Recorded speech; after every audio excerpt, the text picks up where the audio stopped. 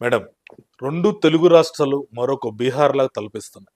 ఈ మాట ఎందుకంటున్నానంటే, తెలుగు రాష్ట్రాల్లో ఆడపిల్లలకి రక్షణ కరువైంది. హాస్టల్స్‌లో సీసీ కెమెరాలు పెడతాం. ఆటోలో ఎళ్తుంటే పొదల్లోకి తీసుకెళ్ళి రేప్ చేసి చంపేయటం. బాలింతలని కూడా చూడకుండా చంపేయటం. వృద్ధులు అని చూడకుండా రేప్ చేసి చంపేయటం. దీనికి ఈ తెలుగు రాష్ట్రాలు పరిష్కారం చూపించలేవా? ఏమీ చేయలేవా? చట్టాలని చెప్పి తీసుకొస్తున్నారు. ఆ 2 రోజులకి ఎళ్ళిపోతున్నాయి పక్కకి.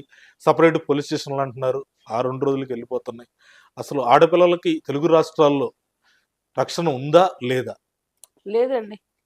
అంటే మహిళా కానిస్టేబుల్ అని ఒక అనేది పెట్టేవారు. ఇప్పుడు అది లేదు. ప్రతి వాళ్ళు కూడా నిన్ను ఎక్కడ రేప్ చేశారు, నీకు ఎక్కడ చెయ్యేశారు అని మగవాళ్ళు అడుగుతుంటే అది ఇన్సల్ట్‌కరమే. ఇవే జరుగుతున్నాయి పోలీస్ స్టేషన్స్‌లో కూడా. ఒక కేసు వెళ్ళి ఫైల్ రాసి, ఎఫ్ఐఆర్ రాసి లోపల పొలిటీషియన్ లీడర్ దగ్గర నుంచి ఫోన్ వస్తుంది. ఆఫ్ చేసి పక్కన పెట్టేయండి. ఇలాంటి వాళ్ళు ఉన్నారంటే న్యాయం నిలబడుతుంది. ఇప్పుడు న్యాయ దేవత కూడా ఎక్కడో నూటికి కోటికి ఉంది కానీ న్యాయ దేవతలు కూడా కొద్దిగా ఇదిగానే అవుతుంది. పోలీస్ స్టేషన్ సక్రమంగా నడిస్తే ఈ రేప్ కేసులే కాదు, ఇవే కాదు, అన్నీ న్యాయం జరుగుతాయి. అటు అధికారుల దగ్గర నుంచి ఎప్పుడైతే సపోర్ట్ రాకుండా ఉంటుందో, ఈ తప్పు చేసిన వాడికి ఎప్పుడైతే శిక్ష పడుతుందో వీడిని చూసి వాడికి భయం పుడుతుంది. 6 సంవత్సరాలు కూడా రేప్ చేసిన వాళ్ళు కేసుల్లో వాడు చక్కగా బయటకు వచ్చి హ్యాపీగా తిరుగుతున్నాడు. తమరు చెప్పినట్టు వృద్ధులను కూడా ఇచ్చేసినవి ఉన్నాయి. ఇవి చట్టాల్లో చాలా జాగ్రత్తగా తీసుకుంటే న్యాయం జరుగుతుంది. లేకపోతే రక్షణ లేదండి మనకి.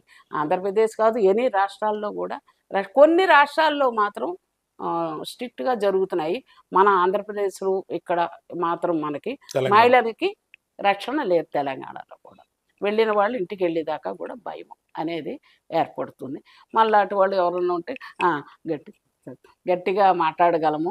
మాట్లాడలేని వాడు మీరు తమరు చెప్పినట్టు ఆటోతో తీసుకెళ్ళి ఆటో ఎక్కితే పొదల్లో తీసుకెళ్ళి దాన్ని అక్కడ పాడేసిన సమస్యలు కూడా మన హైదరాబాద్లో జరిగాయి. ఎక్కువ మన హైదరాబాద్లో ఎక్కడ తెలంగాణలో చాలా ఎక్కువ జరుగుతున్నాయి ఇవి. ఆంధ్రప్రదేశ్లో అంటే అదో పల్లెటూరు వాతావరణం కాబట్టి ఒక చేయి ముట్టుకుంటే 100 మంది వచ్చి కొడతారు. వాళ్ళు ఒక చిన్న కట్టు ఉంది. ఇక్కడ అది లేదు. ఎవరో వెళ్తుంటే ఎవరినో పట్టించుకోని పరిస్థితులు ఇవి. అది రోడ్డు మీద పడినా దాన్ని దగ్గర తీసుకోము. అది ఏమైపోయిందో ఆ కేసు మనకు వచ్చేస్తుందో మన భయంతో వీళ్ళు సహాయ సహకారాలు అందించనంతసేపు ఇలాగే ఉంటాయి సార్. మహిళలకు మాత్రం రక్షణ లేదు. సరే మేడం, మరొక ప్రోగ్రాంలో మంచి కార్యక్రమంతో మళ్ళీ కలుద్దాం మేడం. తప్పకుండా. అప్డేట్స్ కోసం మా కాయ్ టీవీని సబ్స్క్రైబ్ చేసుకోండి. మా వీడియో కనుక మీకు నచ్చినట్లయితే లైక్ చేయండి, షేర్ చేయండి. మీ విలువైన అభిప్రాయాలను కామెంట్ బాక్స్లో తెలియజేయండి.